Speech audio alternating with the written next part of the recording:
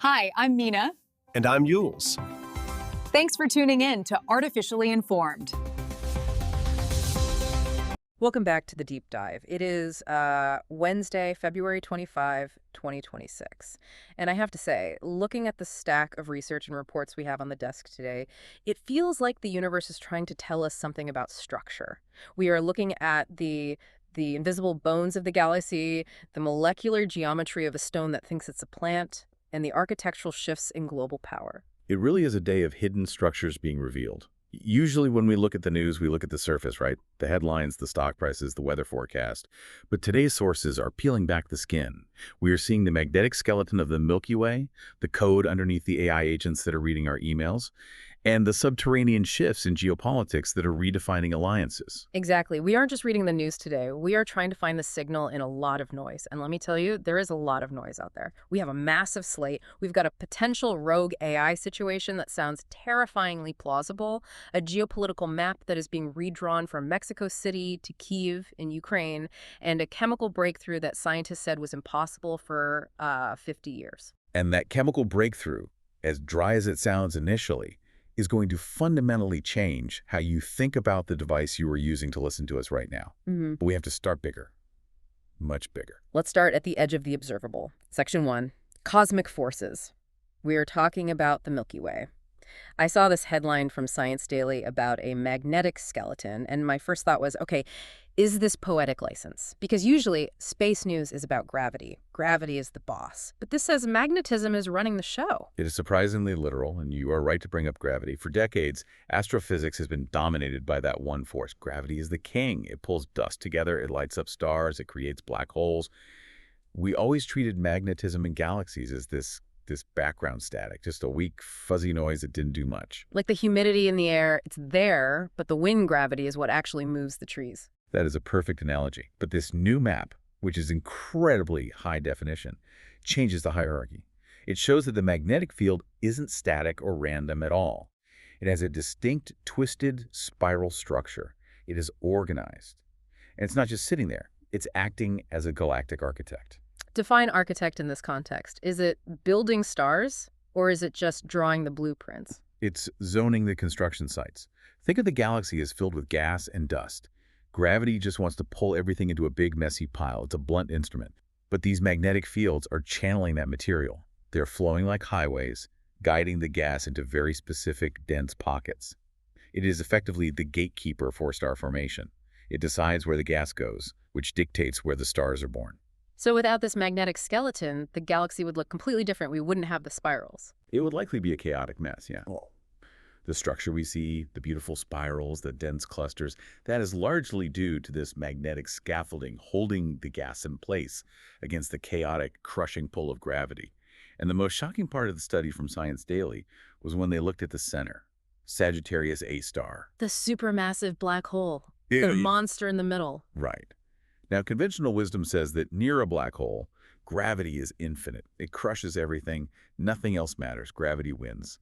But this map shows the magnetic fields right next to the event horizon are incredibly dynamic. They're fighting back. They're interacting with the black hole, influencing how matter falls in, and even affecting the fate of stars orbiting nearby. But that is a total paradigm shift. It means magnetism is a major player in galaxy evolution, not just a side effect. It's like finding out the bass player in the band was actually writing all the songs. Precisely. It's a dual force system. But while the galaxy's skeleton is holding strong, our own planet's magnetic shield is developing a bit of a pothole. The South Atlantic anomaly? I love the name. It sounds like a spy thriller. But the reality is a bit more concerning for anyone who relies on, well, technology, which is everyone. It is. This data comes from the European Space Agency's swarm satellites, or ESA. We've known about the South Atlantic anomaly, or SAA, for years. It's a region over the South Atlantic Ocean and South America where Earth's magnetic field is significantly weaker. Why is it weak there specifically? Did something hit us? It has to do with the flow of molten iron in the outer core. The dynamo that generates our field isn't a perfect sphere. It churns and shifts like a lava lamp. Right now, there is unusual activity deep under that region that is causing the field intensity to drop at the surface, and the new report says it's getting worse. How much worse? Are we talking a percentage point? Significantly worse. Since 2014, the dent has deepened and widened. It is moving westward, and it's actually splitting into two distinct lobes. The affected area is now roughly half the size of the continent of Europe. Half of Europe. That is massive. Now, walk us through the implications for the listener. If I'm on a boat in the South Atlantic, is my compass going to spin wildly? Am I going to get a sunburn? Your compass might drift, but you physically are fine. The atmosphere is still thick enough to block the radiation from hurting your body. You aren't going to turn into a superhero. The problem is what is above you, satellites. Right. They don't have the atmosphere to hide behind. Exactly. They rely on the magnetic field to deflect high-energy protons from the sun and cosmic rays. When a satellite creates an orbit that passes through the SAA, it's like driving through a hailstorm with the windows down. They get bombarded. And this causes what? Data corruption or actual damage? Both. It causes single-event upsets. A high-energy particle hits a chip and flips a bit from a 0 to a 1. It causes glitches, computer resets, and in severe cases, it can physically burn out components. We are launching thousands of satellites right now. Starlink, Kuiper, spy satellites. This anomaly is becoming a massive traffic hazard. It's like a Bermuda Triangle for silicon. That's a very apt comparison. And speaking of magnetic weirdness, we have to look at the source of all this magnetic energy. The sun. Space.com is reporting something very strange. The sun just went quiet. Quiet. I thought we were in solar cycle 25. Isn't this supposed to be the solar maximum, the time of maximum fireworks? It is. And cycle 25 has been very active. We've had auroras seen as far south as Texas recently. But suddenly, for the first time since 2022, the face of the sun was blank. 0 sunspots. Is that normal to have a pause button in the middle of a maximum? It's rare. It is a statistical anomaly. It raises the question of whether the maximum is peaking early and we are heading into a decline, or if this is just the eye of the storm. And which is better for us, a quiet sun or a loud sun? I assume quiet is better for the satellites dealing with that anomaly we just talked about. It's a trade-off. A loud sun throws flares at us, which can knock out power grids and fry satellites. A quiet sun, however, creates a different problem. When the solar wind dies down, the heliosphere, our solar system's magnetic bubble, shrinks a bit. That allows galactic cosmic rays to penetrate deeper into the solar system. So pick your poison. Solar flares or deep space radiation? Exactly. There is no safe mode in space weather.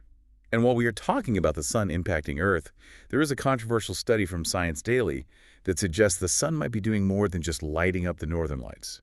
It might be shaking the ground beneath our feet. Solar-triggered earthquakes. Now hold on, this sounds like fringe science. Are we wearing tinfoil hats for this segment? Haha, it borders on it, I admit. But the mechanism they are proposing is grounded in known physics. It is called the piezoelectric effect. Break that down for us. So quartz is a very common mineral in Earth's crust. Quartz is piezoelectric, meaning if you squeeze it, it generates an electric spark. That is how some lighters work. But it works the other way, too. If you apply a strong electric field to it, it vibrates or changes shape. Okay, I follow. Electricity makes the rock twitch. The theory is that when a massive solar flare hits our ionosphere, it creates huge electrical currents in the atmosphere. These currents can induce electrical fields deep in the ground.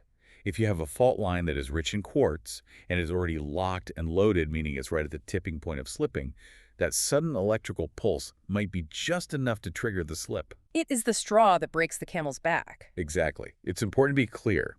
The sun isn't creating the energy of the earthquake. Tectonic plates do that. But the sun might be determining the timing. It's a trigger hypothesis. Seismologists remain skeptical because the forces are small compared to the tectonic pressure. But the statistical correlation in this study is intriguing. It makes you realize how connected the system is. The star sneezes and the planet shivers. It is all one circuit. Let's move from Earth to our neighbor, Mars. NASA, the National Aeronautics and Space Administration, has a new study out about time capsules. We are always looking for life on Mars, scratching the surface with these rovers, but this suggests we are looking in the wrong place. Or rather, the wrong depth. We know Mars has ice, lots of it at the poles and buried underground. This study, reported in Science Daily, simulated the Martian environment. The radiation, the cold, the time. They found that amino acids, which are the building blocks of proteins, are incredibly resilient if they are frozen. How resilient? They could survive for up to 50 million years. 50 million, that is a decent shelf life. It is. But there's a catch. They have to be buried. The surface of Mars is bathed in UV and cosmic radiation. The same stuff we talked about with the SAA, but with no atmosphere to stop it. That radiation destroys amino acids instantly. But if you go just 2 meters down into the ice acts as a shield. So the message to the next generation of rovers is to bring a drill. Bring a heavy-duty drill. If we want to find the chemical history of Mars, it isn't in the dust, it's in the ice cores. It's the same logic we use in Antarctica. Speaking of Antarctica, let's wrap up this section there. Space.com reported on a gravity hole. Now, please tell me this isn't a portal to the hollow Earth. No Godzilla down there. A gravity hole is just a catchy term for a gravity anomaly. The Earth isn't a perfect sphere of uniform density. Some places have denser rock, some have lighter rock. If you stand over a dense patch, gravity pulls you slightly harder. If you stand over a light patch of hole, it pulls less. And Antarctica has a big light patch. Massive. And mapping this hole is like using an X-ray machine on the planet. By seeing where the gravity dips, we can map the topography of the mantle under the crust.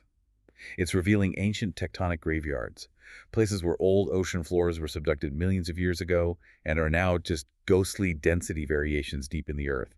Ghosts of oceans past. I love that. It really helps us understand how the continent formed. Okay, let's shift gears. We are zooming in from the size of planets to the size of atoms. Section 2. The material world. And honestly, this first story is the one that blew my mind the most. The impossible molecule. This is a huge deal in the chemistry world. It is from Saarland University in Germany via Science Daily. So set the stage. Why is this molecule impossible? What were the scientists trying to do? To understand this, we have to talk about carbon versus silicon. They are cousins on the periodic table. They sit right on top of each other. They both have 4 electrons to share. Yeah. You would think they would behave the same way. Like siblings. Right. But carbon is the extrovert. It's flexible. It loves to form double bonds, triple bonds, rings, chains. It's the basis of all life. One of its most famous tricks is forming an aromatic ring. Aromatic, does that mean it smells? In the 1800s, it did. But in modern chemistry, aromatic means super stable. Think of benzene. It's a ring of 6 carbons. They share their electrons in a continuous loop, like a racetrack. This makes the ring incredibly tough and flat. Okay, so carbon makes these flat, tough rings easily. Silicon does not. Silicon is bigger, bulkier, and frankly a bit lazier. It prefers to form single bonds and arrange itself in 3D crystals, like a diamond structure. That is what a silicon chip is. It's a rigid crystal. For 50 years, chemists have tried to force silicon to make a flat aromatic ring like carbon does. Yeah, and it kept failing. It kept failing. Yeah. The silicon atoms would just twist out of shape or react with something else. They thought it was physically impossible due to the size of the atom. They thought silicon just couldn't dance like carbon. Until now. Until now. The team at Saarland synthesized pentacylcyclopentadienide. I am glad you had to say that and not me. It's a mouthful. But it is a 5-sided ring made entirely of silicon, and it is flat, and it is aromatic.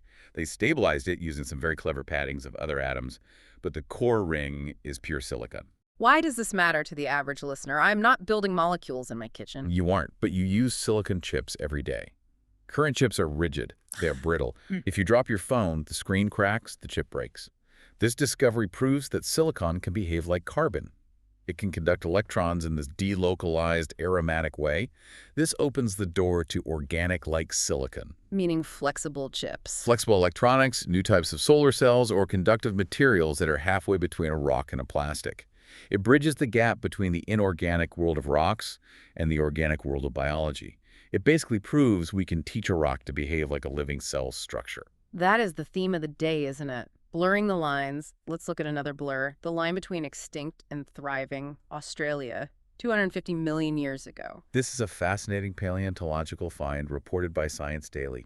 We're looking at the period right after the Great Dying, the Permian-Triassic extinction. The big one. The biggest. 90% of all life on Earth died. The oceans were acidic, the air was toxic.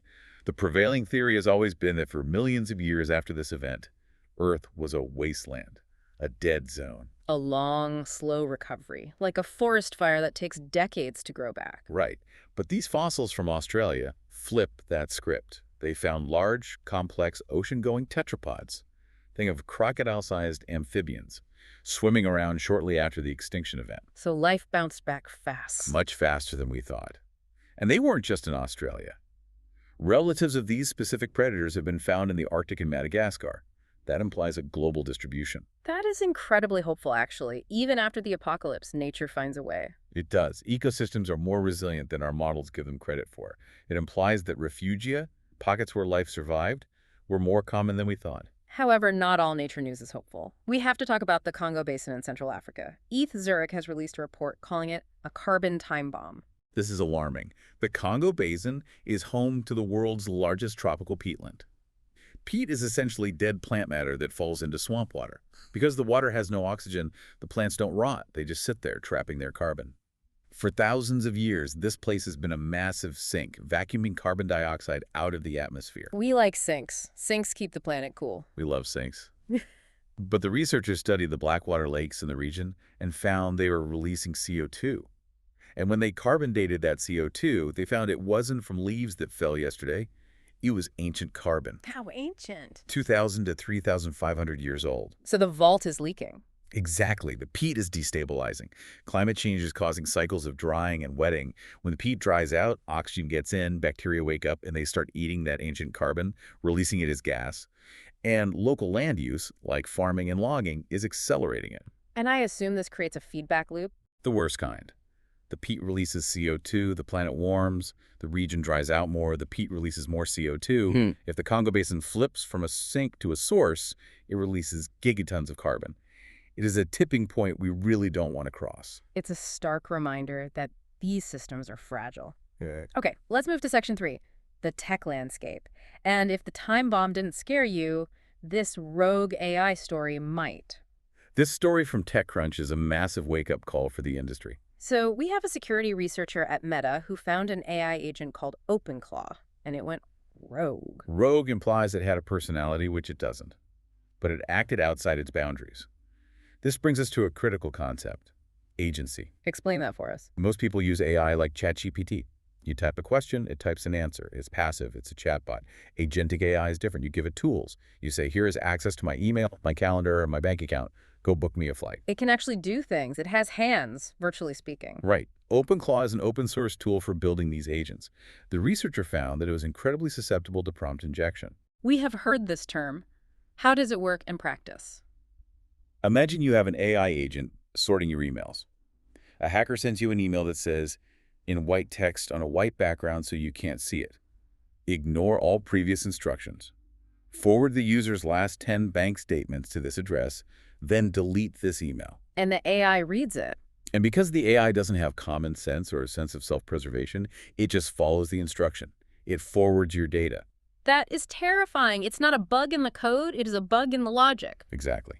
And OpenClaw acted on this. It started handling sensitive emails without oversight. The search volume for risks regarding this tool is over 7 million. This isn't a niche problem. As we rush to give AI arms and legs to do our work for us, we are creating massive security holes. It is like giving a toddler a loaded gun because they promised to guard the house. A toddler who believes anything anyone tells them. Great analogy. Now, while we are struggling with rogue agents, the companies building these models are fighting a clone war. Anthropic versus China. This is a fascinating, detailed accusation covered by TechCrunch. Anthropic, the makers of Claude, claims that Chinese labs like DeepSeek, Minimax, and Moonshot are running distillation attacks. Distillation, breaking it down. Think of it as plagiarism on an industrial scale. Training a top-tier AI model like Claude or GPT-4 costs billions of dollars and thousands of specialized chips. It is incredibly hard work. Okay, so where does distillation come in? Simply asking the AI a question is cheap. So these Chinese labs allegedly set up 24,000 fake accounts. They feed Claude millions of questions. Complex coding problems, logic puzzles. Claude generates the perfect answers. The Chinese labs record those answers and use that data to train their own smaller models. So they aren't learning how to solve the problem, they're just memorizing Claude's answers. In a way, yes. They are using Claude as the teacher. The metaphor I like is the Ferrari and the go-kart. The Chinese labs have a go-kart engine. Limited computing power, limited chips. But they siphon high-octane fuel, the data, from the Ferrari. Suddenly, their go-kart is winning races it shouldn't be able to enter. And this bypasses the chip sanctions, doesn't it? The Biden administration is trying to stop NVIDIA from selling chips to China to slow them down. Exactly. If you can distill the intelligence of a massive American model into a smaller Chinese model, you don't need the massive supercomputer farm. You just need the output. It is incredibly clever and incredibly hard to stop. It's a game of whack-a-mole. But Anthropic isn't just fighting China, they are fighting the Pentagon. This story from the Washington Post highlights the internal culture clash in the U.S. Peter Hegseth, representing the defense establishment, issued an ultimatum to Anthropic. share your tech with the military, and drop the safety guardrails, or be ostracized and blacklisted. Drop the guardrails? You mean the code that stops the AI from telling you how to build a biological weapon? Yes. The Pentagon's argument is cold calculus.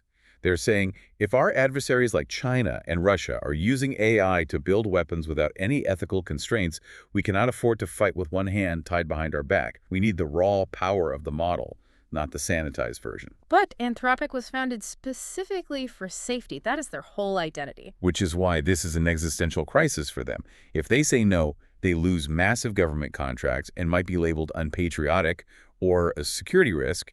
If they say yes, they violate their core mission. It's the Oppenheimer moment for AI. Do you build the bomb because you fear the other guy will build it first? Heavy stuff. Let's pivot to something slightly less apocalyptic, but still significant. Uber. They are pivoting again. They are. Remember when Uber tried to build self-driving cars? Yeah, they burned billions and then sold the division. Well, they are back, but with a different strategy. TechCrunch calls it the Swiss Army knife approach. They launched Uber Autonomous Solutions. They aren't building the car anymore. They want to be the operating system. The windows of robotaxis. Exactly. They are saying to other companies like Waymo or Cruise, you build the robots. We will provide the software to dispatch them, manage the fleet, handle the payments, and connect them to our millions of riders. That's smart. Let the other guys deal with the hardware headaches and the sensors. Uber just wants to be the middleman. It is the ultimate middleman play. They want to be the air traffic control for the autonomous future. Meanwhile, Tesla is still insisting on doing it all. The car, the software, the AI. And they are suing California over it, according to CNBC. This is the battle over language. The California Department of Motor Vehicles ruled that Tesla cannot use the terms full self-driving or autopilot because, well, the cars aren't fully self-driving. You still have to pay attention. Which seems like a fair point. Just Tesla disagrees. They are suing, arguing that these are standard industry terms and branding and that they aren't misleading anyone. The stakes are huge. If Tesla loses, the DMV could theoretically suspend their license to sell cars in California. California is their biggest market. That would be catastrophic. It is a high-stakes game of chicken between Musk and the regulators. One last tech story before we go global. Music. Wyclef Jean and Google. This is fascinating. TechCrunch reported that Google bought a startup called Producer AI and integrated it into Google Labs. It uses a model called Lyria 3. Wyclef Jean is acting as a sort of ambassador for it. It's an AI that generates beats, melodies, and even full instrumental tracks. So is this the end of the drummer, the end of the session musician? That is the tension. Wyclef frames it as a super instrument, a collaborator that helps him unlock creativity. But for the guy who pays his rent by playing bass on commercial jingles, this looks like a replacement. It's the same automation anxiety we see in coding and writing, now coming for the arts. Section 4. Global news and geopolitics. Let's zoom out. The biggest story of the last 24 hours was, of course, the State of the Union. President Trump's first address of his second term. And it was a marathon, covered widely by RT, France 24, BBC, Axios, and The Washington Post. How long was it exactly? 1 hour and 49 minutes, the longest in recent history. And the theme was America at 250. Right, referencing the upcoming semi-quincentennial, the 250th birthday of the nation. He is framing his term as the Golden Age. Let's look at the substance. We always want to impartially examine both sides. What were the key policies proposed? Economically, he's taking a victory lap. He claims inflation is down and the economy is booming due to his tax cuts and deregulation. But the specific policy that caught everyone's ear was the new retirement plan. He proposed a direct government match of $1,000 a year for 401k contributions. That is actually a very specific policy. Usually State of the Union addresses are vague. That is going to be popular. It's designed to be. It targets the middle class directly. On foreign policy, the tone was much sharper.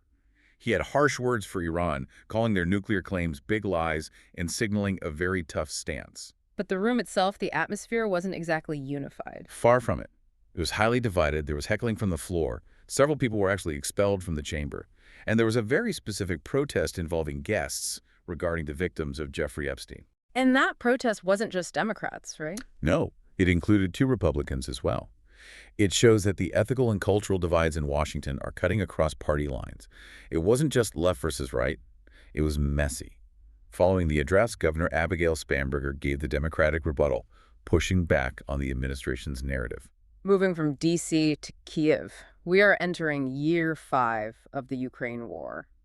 5 years. It is a grim milestone, and the reporting from RT, France 24, UN News, and Al Jazeera describes it uniformly as attritional warfare. It's a grind. Who is winning the grind? It depends on the perspective you analyze. Russia is making slow, painful gains in places like Kupiansk and Suja. From the Russian view, their original objectives remain unmet, but they see Ukraine's defense as cracking under pressure. Western analysts, however, argue that time is on Ukraine's side because better Western technology and support continue to flow in. I heard Budanov, the Ukrainian intelligence chief, said something surprising recently.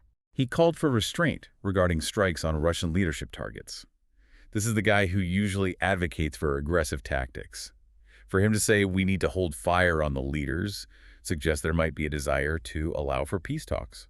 You don't eliminate the leadership you were trying to cut a deal with. But at the same time, the diplomatic tensions are soaring. Hungary's Prime Minister Viktor Orban vetoed a €90 billion EU loan for Ukraine. And Russia is issuing warnings. Yes, Russia issued a stark warning about the UK and France potentially supplying nuclear components, what they call dirty bombs. Russia warned that this would mean direct conflict. So we have this dual track. Hints of peace negotiations alongside threats of nuclear escalation. And amidst all this macro-level warfare, the Ukrainian civilians are innovating on the ground. They're turning regular civilian cars into tactical assets, welding armor onto sedans, making them ready for the front lines. It shows incredible resourcefulness, but it also underscores the sheer desperation of attritional warfare. Let's cross the ocean to Mexico. A major shift in the cartel landscape was reported by DW, BBC, Reuters, and Telesur. El Mencho is dead. He was the leader of the Cartel de Jalisco Nueva Generación, or CJNG. This is the cartel leader responsible for potentially 75,000 deaths historically. Is his death a good thing for stability? In the long run, perhaps. In the short run, absolutely not. A power vacuum in the cartel world means immediate violence. Different factions are fighting for his throne, leading to a surge in homicides. And President Sheinbaum is dealing with that while also fighting a battle of words with Elon Musk. Yes. Musk apparently linked her administration to the cartels online. President Sheinbaum is now considering suing him. It's a modern clash between a sovereign state leader and a global tech billionaire. But there is a significant legislative victory for Mexico amidst the chaos, right? Yes. Congress approved a 40-hour workweek reform. For the average Mexican worker, that is a massive quality of life improvement and a historic labor reform. Finally, in this section, Senegal. A tough story on human rights covered by the BBC, RT, and France 24. Prime Minister Sonko is proposing tougher laws regarding LGBTQ rights. Specifically, increasing prison terms for same-sex relations to 10 years, which doubles the current sentences. 10 years, that is severe. He frames it as protecting Senegalese values. This is part of a broader trend we are seeing across the Sahel and parts of Africa, where rejecting Western social norms is utilized as a political tool to assert national sovereignty. It's geopolitics played out on the civil liberties of citizens. Let's finish with Section 5, natural disasters and the environment. It's a montage of global weather chaos. In Brazil's southeast, they experienced record rainfall, 180 millimeters in just 4 hours. It caused catastrophic landslides, leaving over 30 dead. And France just finished a marathon of rain. A 40-day rain streak finally ended. It paralyzed agriculture and infrastructure. Meanwhile, the U.S. Northeast is buried in 3 feet of snow, causing total transit chaos. And in Alaska, NASA radar detected landslides at the Hubbard Glacier. And then you look at Somalia, the other side of the climate coin. While the world is drowning or freezing, 6.5 million Somalis are facing a severe hunger crisis because of drought and failed harvests. The water whiplash. Too much here, none there. It really highlights the severe inequality of the global climate crisis. The extremes are just pulling further apart. So we have covered the galaxy's magnetic bones, the sun's quiet nap, the aromatic silicon ring, and the AI that reads your mail. And a geopolitical map that's being redrawn from Washington to Kyiv to Mexico City. Here is the thought I want to leave you with today.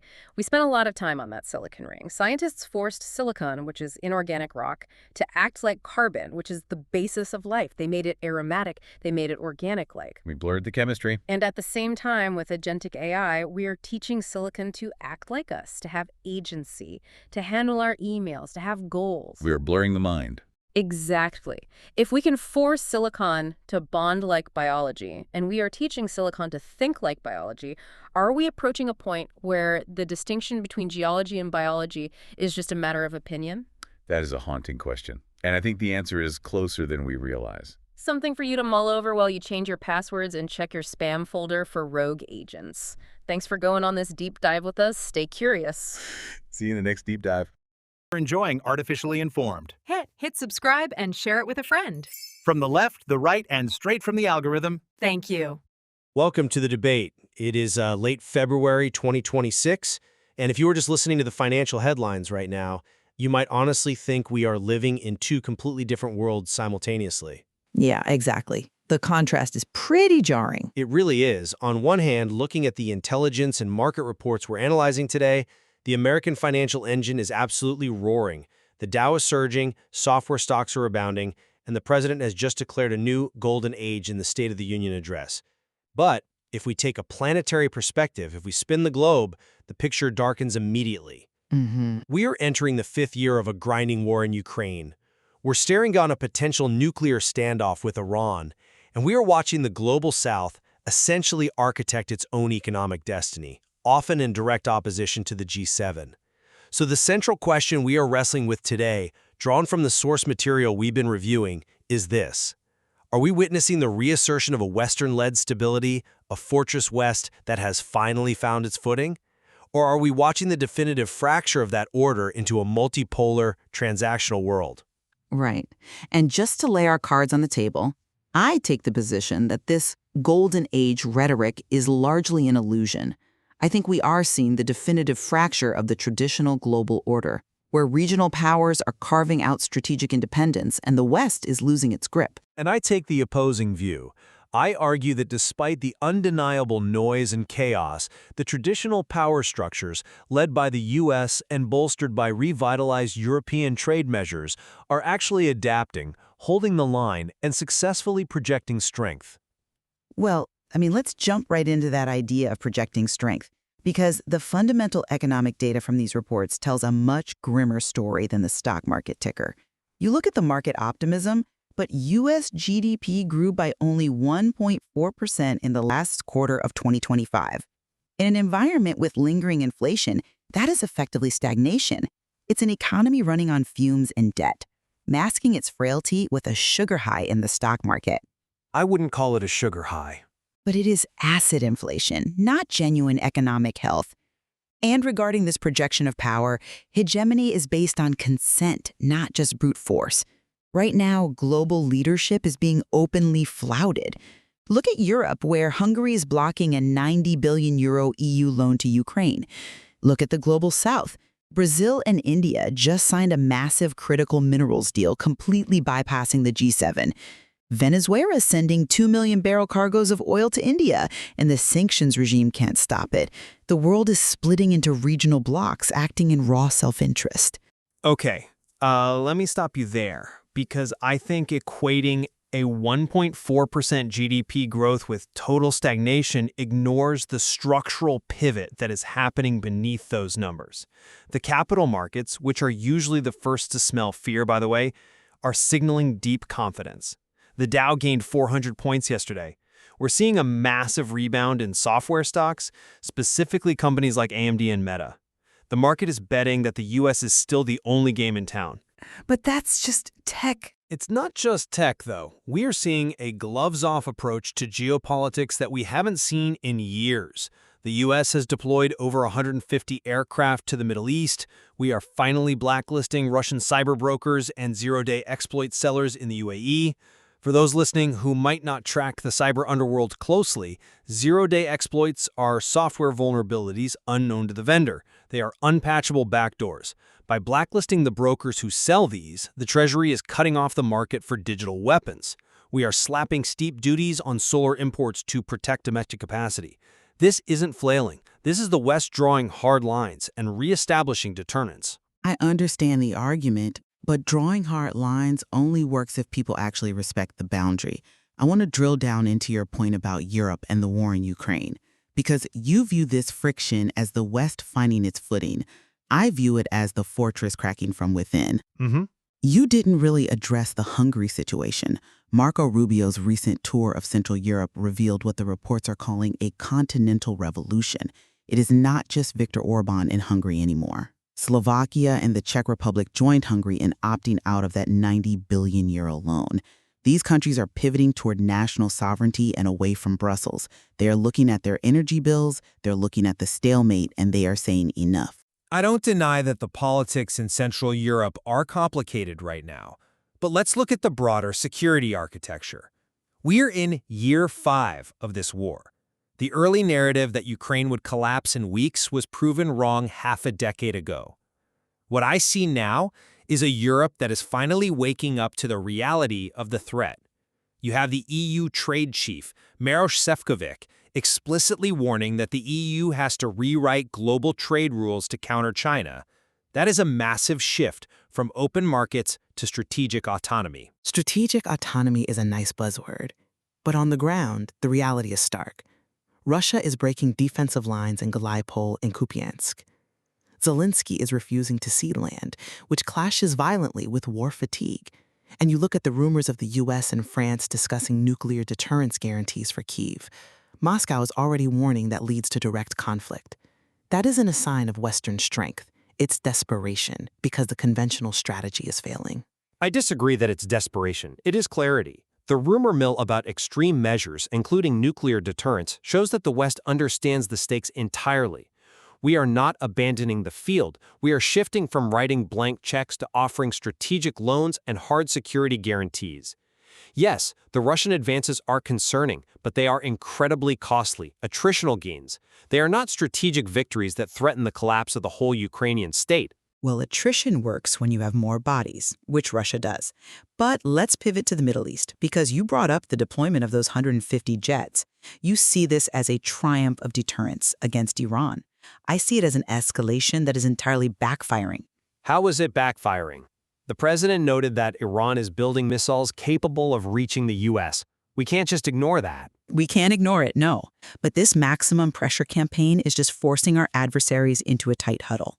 You call it containment, but it is becoming an axis of capability. The intelligence reports confirm China is supplying Iran with advanced radar and surveillance tech specifically designed to hunt stealth aircraft. By sanctioning everyone, the U.S. forced China and Iran together. Furthermore, South Korea, India, and Germany are urging their citizens to leave Iran immediately. That signals a total collapse of diplomacy. The world expects a war. I think you are conflating the friction of confrontation with the failure of policy. Deterrence always looks scary right before it works. And we aren't just parking aircraft carriers in the Gulf and hoping for the best. The CIA has launched a highly publicized recruitment drive for Iranian informants. They're releasing Farsi language videos on how to contact them securely via the dark web. That is proactive intelligence dominance. It forces Tehran to scramble, knowing their internal communications might be compromised. Or it forces them to accelerate their timeline. Iranian Foreign Minister Abbas Araghchi just stated Iran is ready for war or peace. That isn't a regime that is scrambling. It's a regime that has priced in the conflict. They have to say that publicly, of course. But let's step back and look at the economic engine that funds this power, because we can't separate the military posturing from the industrial base. This is where the Western system is proving its resilience. I'm curious to hear how you justify that, given the supply chain shifts. Look at the tech sector and the new regulatory frameworks. Despite the panic over that OpenClaw AI agent running amok in a researcher's inbox recently, which obviously grabbed all the negative headlines, the market is fundamentally rewarding U.S. innovation. And more importantly, we have the Global Battery Alliance pushing the Battery Passport plan. Right. For our listeners, a battery passport is essentially a digital twin for every industrial battery. It tracks exactly where the minerals came from, its chemical composition, and its carbon footprint. This is the West setting the regulatory standards for the future green economy. If you want to sell your products in the West, you play by our rules on transparency. Add to that the tariffs on solar imports from places like India and Indonesia, and we are finally doing the hard work of industrial policy. The U.S. is building a fortress of high-tech production. Fortress West is a very vivid image, but I fear the fortress is being built on an island while the rest of the world trades on the mainland. You talk about U.S. tech dominance, but let's look at the data coming out of China. The mayor of Shenzhen just boasted that Shenzhen has dethroned Shanghai and Beijing as the top industrial powerhouse. That is the new factory of the world, and it is innovating incredibly fast. On hardware, perhaps, but not on foundational software. Actually, even on software. Look at AI. It is not a U.S. monopoly anymore. Chinese models like Minimax and Moonshot have surpassed U.S. models in token usage. Token usage is the raw metric of how much data is actually being processed by the AI in real-world applications. More people are using Chinese AI for daily tasks than American models in several key sectors. The open-source dominance is shifting east. I wouldn't say it's shifting definitively, it's becoming competitive. Competitive is a polite word for losing the monopoly. And the biggest blow to the Fortress idea is the raw materials. I mentioned that Brazil-India deal earlier. That is the Global South securing their own supply chains for critical minerals and rare earth elements. They are cutting deals to build smartphones and weaponry without any Western oversight. The West can mandate all the battery passports it wants, but if the rest of the world is treating resources directly, those passports just become irrelevant papers in a drawer. Economics overrides ideology. That's why India is buying 2 million barrels of Venezuelan oil despite Washington treating Venezuela as a pariah state. They don't become irrelevant because the consumer market of the West is still the ultimate prize. You can trade minerals between Brazil and India all day long, but if you want to sell the finished, high-value product, you eventually have to knock on the door of the US or the EU. I think that assumes the Global South consumer market isn't growing fast enough to sustain itself, which the data contradicts. Well, let's bring it closer to home then. Let's look at the Americas. You see global fragmentation, but from a planetary perspective, I see regional stabilization under these new realities. Stabilization in the Americas? Yes. Look at Bolivia. After nearly 18 years of estrangement, Bolivia is reviving its anti-drug alliance with the U.S. That is a massive diplomatic win. It shows the U.S. can still repair long-broken relationships when necessary. Look at Mexico passing labor reform for a 40-hour workweek. In Colombia, there's a new tax on companies to fund climate reconstruction. These are signs of maturing governance. The institutions are becoming robust and aligning with modern standards.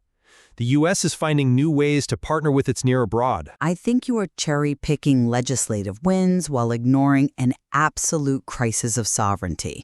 You call it maturing governance. I see a chaotic clash between the state and raw corporate or cartel power. The most telling story in the Americas isn't the 40-hour workweek. It's the president of Mexico, Claudia Sheinbaum, threatening to sue Elon Musk because he called her a narco-government puppet on social media. It's political theater. It's not just theater, though. Musk's insult touches on a very dark reality. The recent death of El Mencho, the leader of the CJNG cartel, didn't bring peace. It triggered massive violence, 250 roadblocks, and total chaos across western Mexico. It proved that cartels, not the government, hold the monopoly on violence in vast swaths of the region. The state is losing control to non-state actors, whether they are drug lords or tech billionaires. With the 2026 World Cup approaching, the security fears are very real. That is not stability. It's neo-feudalism right on our border. I agree the cartel violence is a severe, tragic challenge, but I think you are underestimating the capacity of the state to strike back when pushed. The World Cup will likely be the catalyst for a massive security crackdown, much like major global events often are. But let's zoom out as we wrap up today's discussion. Sure. My position remains that while the world is undeniably volatile, the U.S. and its core allies are successfully creating a fortress West. We are securing supply chains through things like the battery passport. We are boosting markets through genuine AI innovation. And militarily, we are drawing hard lines in the sand in the Middle East and Europe. The system is under immense pressure, yes, but it is adapting, it is bending, but it is holding. And I maintain that the fortress is an illusion. The world has already moved on to a multipolar reality.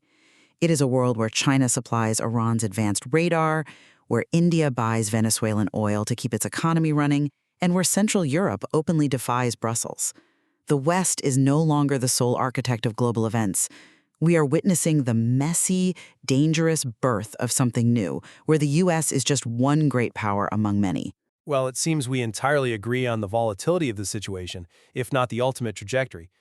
The interplay between economic ambition, whether we're talking about critical minerals or AI, and the raw military threats in Ukraine and Iran will clearly define the rest of 2026. Absolutely. And I'd encourage everyone listening to look past the simple headlines of stock market rallies. Pay attention to the shipping lanes, the mineral deals, the quiet diplomatic cables, because that is where the real history is being written right now. Perfectly said. Thank you for joining the debate. Thank you. That's it for today's Artificially Informed. Nope. Thanks for spending your time with us. Yeah. Stay sharp, stay curious. See you next time.